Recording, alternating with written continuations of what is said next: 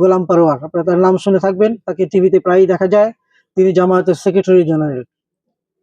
তার এরকম একটা নির্বাচনী মিটিংয়ে হাজার হাজার হিন্দুরা ঢোল বাদ্য বাজিয়ে তার নির্বাচনী মিটিংয়ে অংশগ্রহণ করেছিলেন।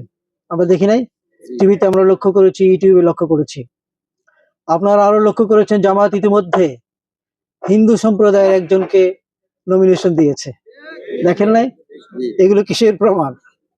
এগুলো কিসের প্রমাণ? আমি আরেকটি মাত্র বিষয় এই বিষয়ে উল্লেখ করতে চাই।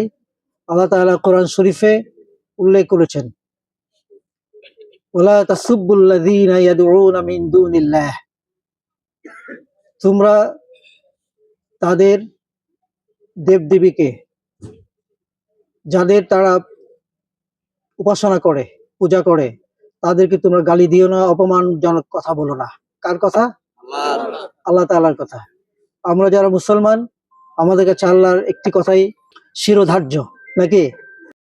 খিলাফতের প্রায় 600 বছর, এই প্রায় 750-800 বছরের যে মুসলমান শাসন অর্ধ পৃথিবীব্যাপী ছিল, তখন কিন্তু যারা অমুসলিম সম্প্রদায় ছিলেন তারা আকাঙ্ক্ষা করতেন যেন এই শাসন আরো দীর্ঘায়িত হয়। কেন?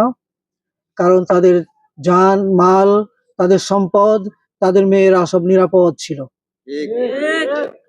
এই কারণে তারা আকাঙ্ক্ষা করতো যেন মুসলিম শাসন আরো দীর্ঘায়িত হয়।